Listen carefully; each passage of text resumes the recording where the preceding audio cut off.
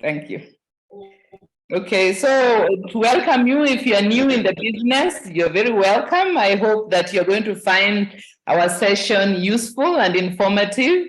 If you are an old distributor such as myself, I hope you are going to find that you know very many of the things I'm going to say, but as we say, repetition is the mother of learning. So we can always bear some things being repeated just to maybe verify what we know or expand our knowledge and so on.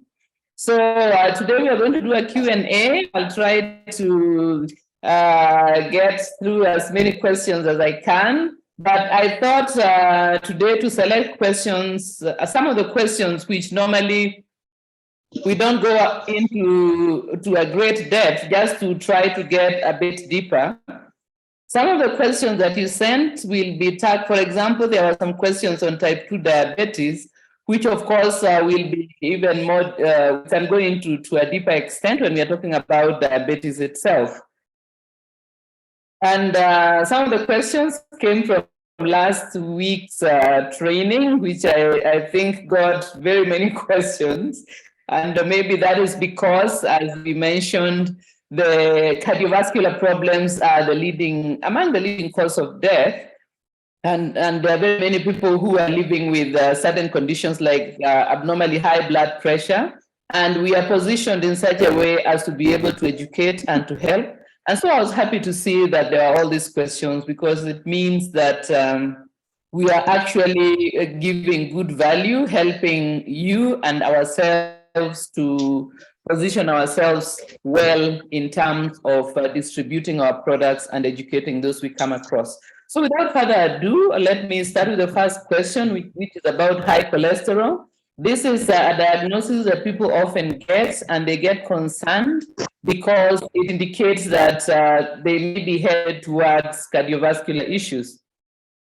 And the thing to note here is that a lot of the problems of this type, luckily, I would say, have to do with our lifestyle choices, which means that by changing our choices, we can actually resolve the problem. And for that reason, it is a good thing, because we are not totally helpless.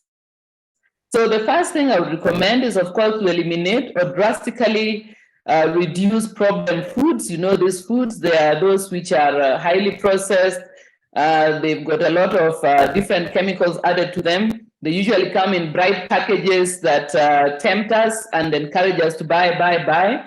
But once we notice, and even before we notice that we have certain issues, we actually should try to keep these types of food at a minimum. It is unfortunate that in the days that we live in, some of the things that are identified as food are not actually for nourishing our good health, but rather for promoting disease. This is the world that we live in, and it is up to each one of us to mitigate against some of those dangers that might be posing as beneficial for us.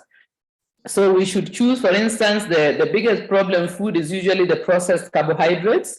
And so our best choices would be to choose minimally processed carbohydrates, things which we can still recognize when we look at them, we recognize them from their original food. So if you take something like boiled sweet potatoes, they look exactly like the food from which they are made, and that means that they are minimally processed. If you look at a cake, for example, it's very different from wheat. So as I think I've mentioned previously, but I'm always happy to repeat, if you want to know whether a food is too processed, look at it. And if you cannot recognize it from the food that it is originally made from, then probably too much processing has gone into it. Then another culprit for high cholesterol would be those factory oils that we are normally talking about. These ones are made from highly processed grains or highly processed legumes, which then are bottled as oil that we should use. But they tend to be problematic for us because a lot has been done to that food in order to get oil out of it. So rather to choose those oils that come from sources that are that usually are associated with oil. So for example, if you're using something like coconut oil, you know that the coconut itself contains oil. So when the oil is squeezed out, you don't need to process it a great deal. You just need to extract it. And that is an example of an oil that would be a better choice. If you look at something like ghee, also a good choice because it's made from the cream that comes from milk. And even if you have got milk issues, the good thing with something like ghee is that most of the milk products has been removed from it. So if you're not very sensitive, you can safely use ghee and so on. Another thing we add for to resolve high cholesterol is to take up the habit of having a brisk walk or some other type of exercise for about 30 minutes for 3 times a week. This is going to be useful for very many health issues. So I think that most of us can try to squeeze in 20, 30 minutes every second or third day in order to make this possible.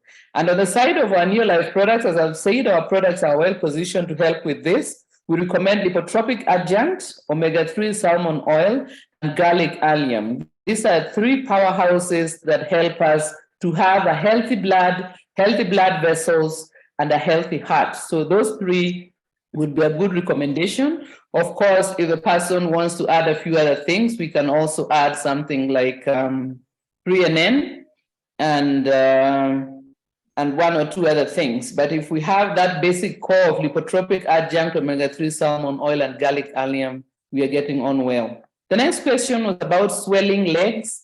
Again, this is a condition which I would want to ask the person if they have any underlying problems, because there can be very many reasons why the legs are swelling. And a lot of time there is an underlying reason. And as with our supplements, it's good to know what is the underlying reason so that we can target the root of the problem along with the problem itself. So it could be, for instance, that the legs are swelling just as a result of spending too much time sitting. Like, for instance, if you are flying for a long distance, several hours of a flight, it may lead to leg swelling just because of lack of movement. It could be an indicator that the kidney is beginning to have problems in regulating our water, and so our body tissues are beginning to retain water. It could also even be that we have some heart issues that are beginning. So swelling legs are more of an indicator of other problems, unless it is something to do maybe with having been seated for a long period. So again, we make lifestyle choices that will support good health. So if we have a job that requires long periods of sitting, we should periodically get up and move around. We can also, when we are seated, try to raise our legs above the level of our heart. So maybe at the end of the day, to just lie down with the legs uplifted so that the swelling can disperse. And to include certain activities and exercise in our lifestyle. And to help with this condition, we would recommend multimineral alfalfa, which helps the kidney a lot in its work. We also recommend omega-3 salmon oil in case there is some inflammation that is related to the swelling, and beta-GAD, as well as magnesium. So these 4 will touch on the most likely possible problems that are leading to the swelling of legs. But if we have got more information, then we'll be able to target our recommendations better. So it's always a good thing when you have a customer or a person in front of you who is telling you about their problems. Certain of these you may need to inquire a little bit more so that you can give a better recommendation. Then there is another question that was about numbness of legs. This one also can be associated with underlying conditions, and it would be good to try to find out. So some of the underlying conditions could be sciatica, which is a nerve problem to do with the nerve that runs down the back of the leg. So this would not only be numbness, but also a pain along the buttocks and thighs. So that might indicate that it's sciatica, or other nerve issues that could be related to diabetes can also cause numbness and tingling, as well as multiple sclerosis and other such illnesses. So just to say, not to jump to conclusions, but if a person is experiencing this type of thing, it would be a good idea for them to see a doctor so that we can get to the root of the cause, and that we would be able to have a better recommendation. But in a general way, we would recommend carotenoid complex, vitamin B complex, and vitamin E. These ones are mostly the vitamin B complex, and E will be targeting any nerve issues that might be related. And the carotenoid complex, of course, is an antioxidant, which is also useful for this and for issues like multiple sclerosis, which deal with autoimmunity. So another thing that can help is compression stockings. Is useful for some people who have the numbness as a result of circulation problems. So again, with this particular issue, to get to the underlying reasons, and that way we would be better able to deal with it a bit more accurately. Then another question was about a small child of 4 years old who is suffering from sinusitis. Again, this is a small child, so the products we are likely to recommend are ones which are for children, because not all children are able to swallow tablets. So you will notice that for younger children, we'll normally recommend mainly Vitagat, Vita Squares, and chewable C. But with sinusitis, even at this age, it would be good to check on allergies. It could be pollen, it could be that they are allergic to pet hair, or it could be that their systems are not dealing very well with cow's milk. So to get to maybe the underlying cause of the sinusitis, because sinusitis simply implies that there's inflammation in the air spaces that are in the face. That is around our nose and with behind our cheekbones. We have got certain spaces inflamed and swollen and cause a lot of pain and breathing problems. So this can be the inflammation can be as a result of allergies or something of that nature. And so from NeoLife, we would recommend that they use VitaGuard, which is a children's preparation of a group of antioxidants that will help. And then we also will recommend omega-3 salmon oil, which is going to help to resolve the inflammation. Herbal respiratory complex would be helpful, but as I said, it depends on whether the child is actually able to take the tablet. It may be necessary to break it in half, or if it's very bad, maybe we can grind it. Usually, I don't recommend the grinding of supplements because some of the supplements are prepared in such a way that they need to be swallowed whole. So if the child is able to swallow herbal respiratory, then well and good. Otherwise, this may have to wait until at a later stage. But VitaGuard is okay because it is chewable, and so it can be ground up for the child and even be put in their food. And omega-3 salmon oil, we've got the small capsule, which might be easier to swallow for a child. Again, this will depend on if the child is able to do so. But those would be my recommendations for sinusitis, as well as trying to find out what is causing the inflammation of the sinuses. Okay, then I have another question. This is about type 2 diabetes. I will not go very much into it because, as you know, this is one of the illnesses that we deal with as a standalone. And so, of course, in the course of our cycle of training, we'll deal with diabetes in full detail. But for now, I'll just say our recommendation would be to eliminate all sugar and processed grain from the diet. We also recommend to eat small amounts of healthy, minimally processed carbohydrates. So you change the person with diabetes, type 2 diabetes should change their approach to carbohydrates altogether. Minimally processed in small amounts, avoid grains, and definitely eliminate sugar. And I would even say it's better not to go into the artificial sweeteners because they too cause a different set of problems. So I think the best thing once one has either a familial history of diabetes or has pre-diabetes or diabetes itself is to eliminate sugar from the diet and start training the palate, that is our tastes, to not crave for sweet things. One of the things that helps with this is using fermented foods, which help us to deal with sugar cravings. Okay, so in all our different cultures, there is one or another type of fermented food that would be useful to do this. Then a brisk walk, as I said, 30 minutes, 3 times a week is helpful for type 2 diabetes because it helps the tissues to become more sensitive to insulin. And that improves the sugar metabolism, which is where the problem of type 2 diabetes comes from. So on the NeoLife side, we've got an excellent set of products that can help in resolving type 2 diabetes together with our lifestyle changes. And this is Botanical Balance, a preparation of herbs and spices that help our system to metabolize sugar more effectively.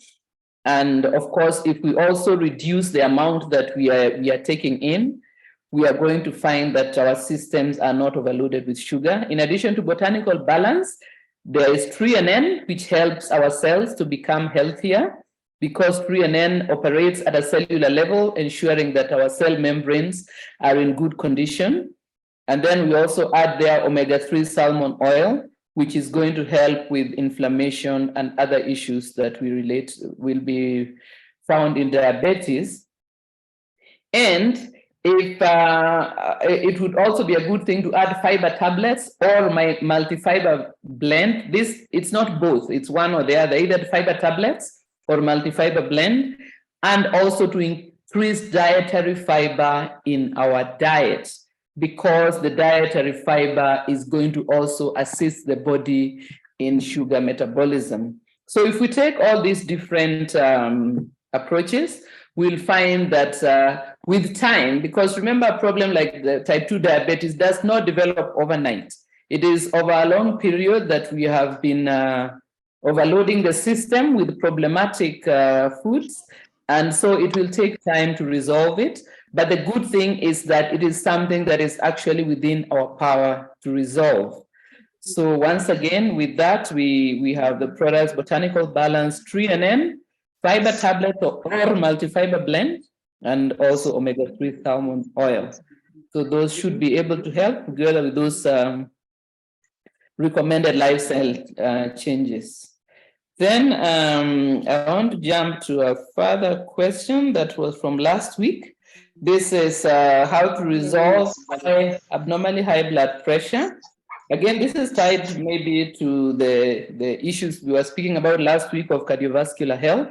So this can be resolved again by lifestyle choices and dietary choices. So that means ensuring that we include activity and exercise in our lifestyle, and we stay away from problem foods and incorporate better food choices in our diet. Then in addition to that, NeoLife has got supplements that are useful in helping us resolve this, and this is lipotropic adjunct, omega-3 salmon oil, and coenzyme Q10. So these three should help us as we are trying to resolve this problem. And again, this is another problem that develops over time. It might have been started when we were in middle ages, and as we get older, it could be getting worse and worse. And as I mentioned last week, high blood pressure is an indication that things are not going well with the cardiovascular system. And so we should try to resolve it before it becomes something even more deadly. Already it is an indicator of things going wrong. So lipotropic adjunct, omega-3 salmon oil, and coenzyme Q10.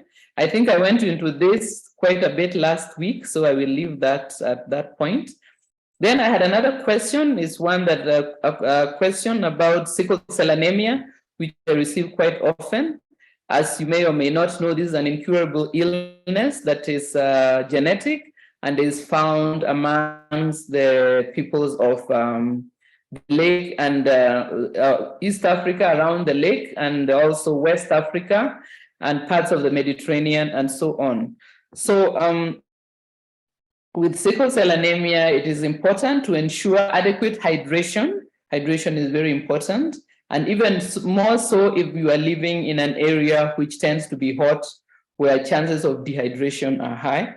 And then another important point to note about sickle cell anemia is the need for effective pain management. So between the doctor or pediatrician and the parent, it would be a good thing to have a discussion about how to manage pain, because sickle cell is an illness that involves quite a bit of pain on the part of the person suffering from it.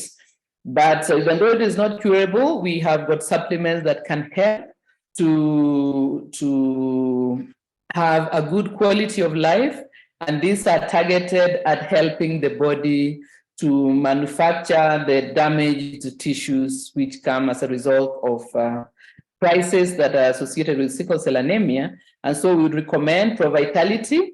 So this is for an older child, Provitality, chelated zinc, and vitamin B complex. And then if it's a younger child, we would recommend VitaGuard, VitaSquares, as well as Chewable C, and a protein shake. I think most of us now have need in some of the markets, but one of the two would be important to help with tissue repair. And there tends to be also a poor appetite that some of the people with sickle cell anemia suffer from time to time. And so the protein shake would be very important because it helps the body to have the raw materials for repairing the tissues that are damaged by the illness.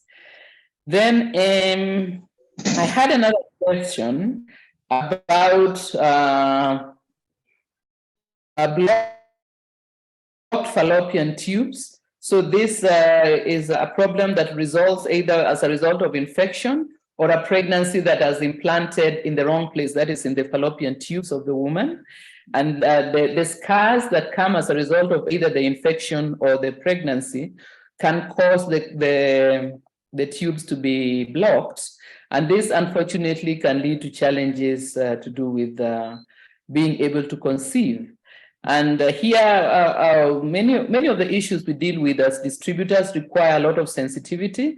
And again, in a case such as this, we should not overpromise about what our products are going to be able to do, because sometimes we are actually not able to help, because if the fallopian tubes are severely blocked with scars, it might require surgery for the scar tissue to be surgically removed. So depending on how severe the blockage is, this can be discussed with the gynecologist or obstetrician. We would be able to see whether there is a need for surgery. On the side of NeoLife, what I would recommend, again with the cautionary that the outlook is not very good, is vitamin C, chelated zinc, and omega-3 salmon oil. Vitamin C helps in the healing of membranous tissue. And chelated zinc, of course, we know helps with the healing of internal wounds. And omega-3 salmon oil helps to resolve inflammation, which could be associated with the blockages in the fallopian tubes. So again, unfortunately here, we will not be very confident in saying that we'll be able to resolve a problem, but those are some of the products we can recommend, as well as suggestions that we can give to the person and see if between ourselves as distributors and the medical practitioners would be able to help the person. Then I had a question about stretch marks, and stretch marks are fine scars that appear on the skin. They are caused by overstretched skin as the result of rapid weight gain. This is common, for instance, when young girls are going through puberty and their bodies are changing shape, and then there would be stretch marks. And also in pregnancy, as the abdomen of the mom is distending, there can also be stretch marks. Unfortunately, once stretch marks are formed, there is little we can do. So my recommendation here would be to take care of the skin and its elasticity as a matter of habit, because once the stretch marks form, really there is little to be done. The good thing is that they become less noticeable as time goes by. And what we can say, I would say this is that just to take care of the skin and apply rejuvenating cream, especially for an expectant mom, to try to start taking care of the skin early, because for sure, as the baby grows in the womb, the belly is going to be quite distended. So to start taking care of the skin so that it is elastic enough to stretch without forming stretch marks. But once the stretch marks are formed, then I think that there is no product that I can confidently say is going to eliminate them. I would just say to take care of the skin and to wait for the stretch marks to fade. Because like all scars, with time, they will become less noticeable. I know there are plenty of products on the market that claim to be able to help with this. I personally don't believe it. But from the NeoLife side, I think that the best that I can do is to recommend taking good care of the skin so that it is supple and elastic enough to be able to deal with the expansion. Okay, especially if you have a tendency to dry skin, then of course it means that the elasticity should be improved by using moisturizers, and something like the nutrients rejuvenating cream can actually be quite helpful. Then a question about hemorrhoids. So hemorrhoids are associated with problems to do with evacuating stools, and it can be as a result of certain poor dietary choices, especially a diet that is does not contain enough fiber, and also lack of movement, maybe inadequate hydration. All these can contribute to problems which start with constipation. And if the constipation is left to keep going on and on, eventually in attempting to pass stools, we may find that hemorrhoids develop. So again, a problem that develops over time, but we get ample warning. So we should heed the warning that we don't leave constipation to become a chronic problem. We deal with it at that stage, and then it will not progress into hemorrhoids.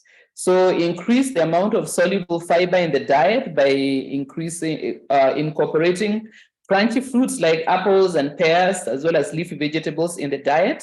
This will help to loosen the stool so that it is easy to pass.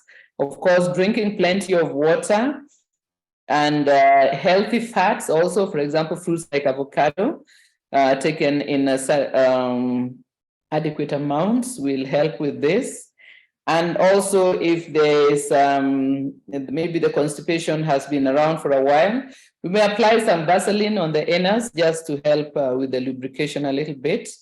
But as the dietary changes help to loosen the stool, it's going to resolve the pain during passing stools.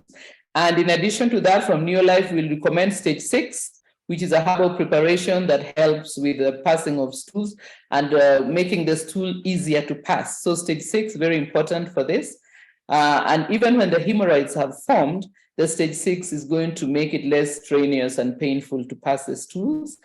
If we feel that we are not getting enough fiber from our diet, or maybe if we struggle with other issues, we can have fiber tablets or multifiber blend added to our diet, as well as chelated zinc. So the chelated zinc will help in healing the hemorrhoids and the cracks that appear on the anus as a result of this problem. So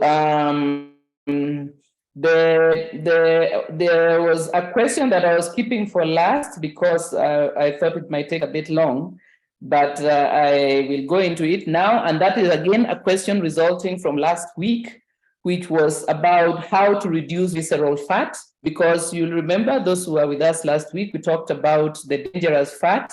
And this is the fat that coats the organs in our abdomen. We know that there are many important organs in our abdomen. And when we start having a lot of fat deposited around our waist and, the abdominal region, then we may find that this fat also is covering all of our organs. And this is not necessarily a good thing, because that fat can actually cause inflammation and can lead to inflammation in those organs that are in our abdomen. We are talking about organs like kidneys, the liver, and so on. So it is important for us to keep an eye on this type of fat, because sometimes we get very concerned about fat around our hips or around our face, but this tends to be fairly harmless. But once we start having heavy deposits of fat in our abdomen, it is problematic. And the first thing I wanted to mention about this is the importance of resolving stress in our lives. Stress is a part of life. Nobody, I mean, unless you're a small child still under the care of your parents, nobody is without a certain amount of stress. But I find that sometimes we describe things which are mere challenges as stress. And once we tell ourselves that we are stressed, of course, our body hears the message that we are stressed and acts accordingly. And the thing that our body does when we are stressed is to produce a stress hormones. The one in particular I wanted to mention here is cortisol. So cortisol is produced in response to stress. And what it does is make it difficult for us to lose weight and easier for us to accumulate weight, especially that abdominal weight. And so this is one more reason among many of why we should try not only to manage stress, but also to resolve stress. The reason I speak about resolving stress is that there are certain things that are going to be part of our life. We are not going to be able to manage them or eliminate them. So what we need to do is resolve it. Let us say I'm having a problem with my mother-in-law, who is late, so I'm not insulting her or her memory. But let us say that is an example of a thing that is happening. There is nothing that can be changed about that. The best that we can do is to resolve the stress by finding ways of having a better relationship. If, let's say, we have got a stressful job, then the way to resolve this is to work towards leaving that job and finding a job that does not cause so much stress. Because the thing with the stress at work is that there's coming a day when it will be too much for you and they will replace you. So but rather than to wait for that day is to start taking measures. And that is where we can offer people our business, because our business, there may be times when we have lots of challenges, but since we are working for ourselves, we don't have that sense of powerlessness that comes when we are working in a bad job for a bad boss.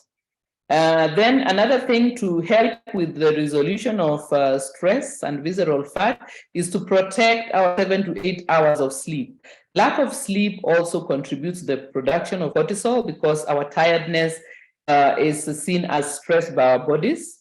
And also when we are tired and sleep deprived, we are less able to cope with issues, which then means that our body reacts in a stressed way. So resolving stress and protecting our sleep, that's my first point. And then the next is to reduce meal frequency. We have fallen into the habit of eating all day long. For those of us who are financially able to do so, we may find that we are eating 3 or 4 meals a day plus 2 or 3 snacks. And that is too frequent a way of eating, unless it's a small child or someone with a special need for eating so frequently. For those with ordinary health, it would be a good thing to reduce meal frequency to about 2 times a day, maybe with 1 snack. And the reason for this is so that we have periods during which our body can use the fat that is stored in the abdomen. If we are always eating, then our body just keeps on storing more and more food as fat and never has an opportunity to burn the stored fat. So that can be one step that we take towards reducing fat in general. Remember also that we will not specifically reduce visceral fat. The visceral fat goes down as we lose fat in general. Because our body knows that this fat is dangerous, it is going to start by losing the most dangerous fat fast. So that is a fat that is covering our important organs. So then the next number 3 point I would have about helping to reduce this, and I'm speaking of this as someone who is in this struggle for weight. So I quite sympathize with you out there if you are the one who asked this question or you have this issue. It is a struggle, but it is a struggle that is worth continuing with because it is crucial that we keep this visceral fat down. Then the next point I wanted to go to was to eliminate the most problematic food for visceral fat, which is refined sugar and refined carbohydrates, as well as trans fats. So trans fats are these types of artificial fats that are used in making a lot of the packaged foods that you see, like the cakes and the cookies and all this lot. And this is one more reason why we should eliminate them, because these foods lead us to increase the amount of fat that is in our abdominal region. So by eliminating them and making better choices, we are going to find that we help our body to get rid of this abdominal fat. And then, of course, in between meals, remember I said we reduce meal frequency. And since we are not going to also be using sugar, then we get into the habit of drinking just water between meals. And it may be difficult. I know there are people who don't like to drink water, but it is a habit that is worth cultivating, to drink plain water in between meals, so that we get used to not eating all the time. And we can start by maybe eliminating one meal or one snack. It doesn't have to be everything done all at once, but to pick up one habit, one bad habit, get rid of it, replace it with a good habit. When we have done that for maybe 1 month or so, we pick on another one, tackle that one. We succeed at that, and we go on to another getting rid of another bad habit or picking up a good habit. And in that way, we don't get overwhelmed. Because unfortunately, what a lot of people will do is go on a very severe diet, almost starving themselves. And what ends up happening is they become very discouraged and very hungry and very miserable. And then the temptation become too much, and then we fall right off and start eating all the wrong things that we had drastically eliminated. So for my recommendation here is take 1 or 2 problems at a time, get rid of that, and then go on to the next. And that way you avoid being overwhelmed and shocking the system. Okay, then we can also try to improve our gut microbiome, because I think when I spoke about this, and we'll repeat it again now and in future, our gut microbiome is very, very important in ways that are not yet even fully understood. But one of the things is that when we've got bad gut microbes, what they do is that they make us crave the harmful foods. So if we have been in the habit of taking sugar, then we have got gut microbes that love sugar. And what they'll do is drive the craving for sugar. So you'll keep on wondering, you know that sugar is not good for you, but you just long for something sweet. You may just find that you are longing to have a drink of soda, or you're longing to have a bar of chocolate, or all that. And this could easily be because your gut microbes are ones that are driving this problem. So I think a thing to do is to either, if you have Acidophilus plus in your market, to use it. If you do not have it, then I would say use some of the fermented foods we have in our cultures, because then we are going to repopulate our gut with better microbes, which are going to work in our favor rather than against us. Then, of course, another point that is always there in fat reduction and weight management is to include something like brisk walking 3 times or more per week for about 30 minutes or so. And we can do this regularly. It will help us to it will help our metabolism to work more efficiently, and we will avoid laying down this visceral fat, which is harmful. On the product side, because someone asked specifically which products are going to make us eliminate visceral fat, there isn't a product that is going to do it for us, because this is not the result of something that is missing. It's the result of something that we are doing. And so what we would recommend here is Pro-Vitality, which will ensure we have got all the general nutrients that we require, and also botanical balance, just in case our sugar metabolism is not working very well. So those are what I would recommend as we go into this fat reduction, dealing specifically with the visceral fats. And then to finish here, there was a question that is related. Someone wanted to know if it is useful to do a detox in preparation for a weight loss program. And the answer here is that yes, it is possible that a detox could be useful, because One of the strategies our body uses in dealing with toxins, if we have got lots of toxins in our systems, is to store the toxins in the fatty tissue. And the reason the body does that is because the fatty tissue is a storage tissue. So it's like it's hiding something in the storeroom where nobody's going to go to look for it. And that way it's out of circulation. So when there are toxins stored along in our fatty tissues, our body may resist losing that fat. So if that is the situation, then a detox, of course, will be useful because it will help us to jumpstart the weight loss process. So just to say that a detox may be useful and it may be a good way to start on this weight fat reduction by helping us to jumpstart our weight loss and helping us to get rid of toxins, and that way to start the fat loss more effectively. So as you will know, our detox program is made of stage 6, beta-GAD, garlic allium, and acidophilus if you have it. Also, I normally add multimineral alfalfa because sometimes when you get into the detox, you may find that you're getting headaches or you're getting cramps and you're getting irritable. I find that the multimineral alfalfa is quite useful for mitigating against those problems. Then again, if you're doing a detox, you may want to ease off on the exercise at first. And then once the detox is over, you can go back to your exercise program to support the weight loss. Just a final point that exercise is not going to make you lose weight. Exercise helps to maintain the weight that we have. So if we have got, we are making bad dietary choices, we are not going to do exercise enough to mitigate against those bad choices. So just to remember that exercise helps in maintaining the right weight, but it is not going to neutralize the bad habits that we might be still going on with. So just keep that in mind, because sometimes people say they are going to eat this bar of chocolate and then they'll jog for 5 kilometers and it will all be okay. No, not really.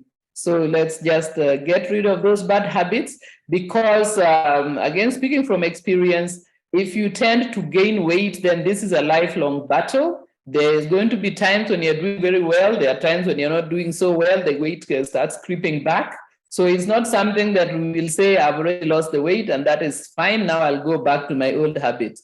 No. And that is why I recommend that get rid of the bad habits and keep them away. Every now and then you may find that you fall back into them, but always remember that you have to keep them away. If you fall back, don't make it permanent, rather make it a temporary thing that happens maybe around the holidays, Christmas time, that you have something of a certain type. And then once the holidays are over, you get back to making the right choices again. I think I have gone as far as I can for this evening. And I want to thank you very much for spending this time with us. Pascal is standing by. I've eaten quite a bit of his time, but he did say that I could take a bit more time today. So I thank those who sent questions. I know that there are a number of people that have requested that we have longer sessions.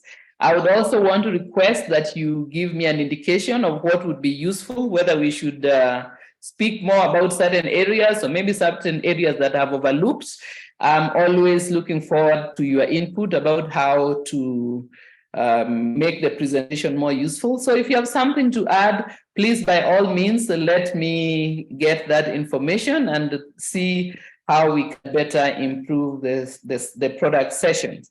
So I want to hand you over to Pascal now, who is right here ready for the next session. Good night and thank you very much. Thank you very much, Betty. I think that was quite an elaborate product session from the Q&A.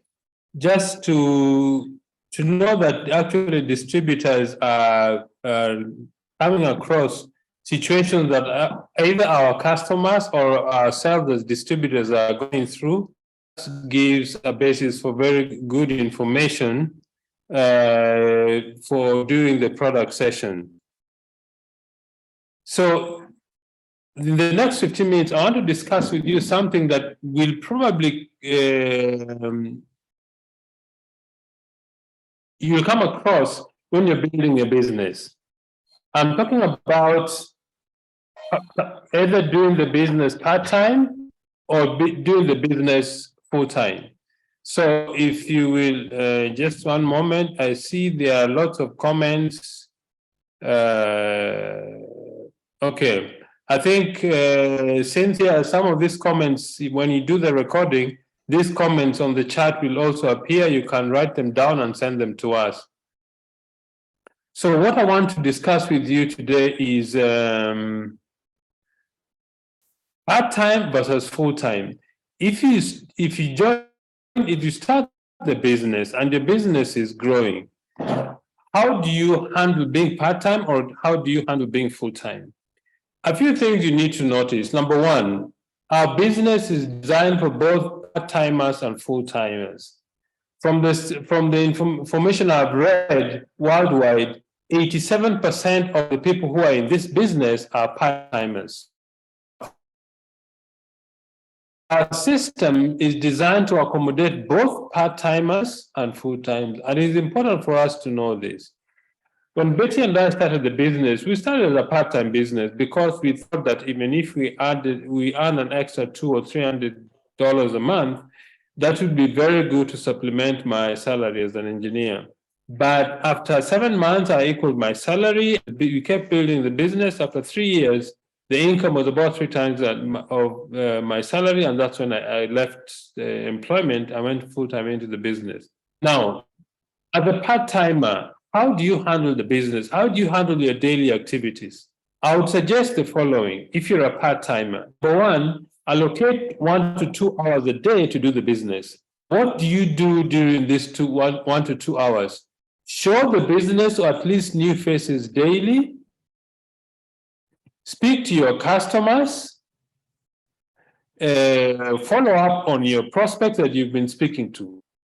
Now, the reason why I say show the business to new faces is when you show more than 20 minutes with one person, if you take a long time, your prospects begins to think that for them to be able to succeed in the business, they also have to spend the equal amount of time explaining the business to new people. So showing the business to new faces every day should not take more than 10 minutes. Tell your story, show how the business is built, simply like that. And then you can invite them for the next big meeting, either a Zoom meeting or a face-to-face presentation. Do your visualization and exercise daily. Attend to your family. A very important thing about part-timers, show very deep respect for your current job. Why? Because that is what is feeding your family. Because that is where you're getting your income. And if you are showing respect for your job, your employer will be thankful for getting services from you because you're being paid in any case.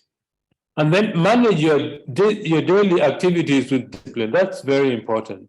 And make sure that what you are doing, the people in your team can duplicate. Okay? So these are just a few ideas about how to do the business part-time. Always put aside 15 minutes to read. Whether you're doing the business part-time or full-time, always find 15 minutes to read a good book. Why? Because you need to keep your mind on a positive note. Full-timers, what do you need to do for the full-timers? Full-timers, you need to build the business 7 to 8 hours a day, show the plan to 4 to 6 new people daily, attend to your customers, follow up with your prospects. Remember that your business now has become your employer. Treat your business as your employer.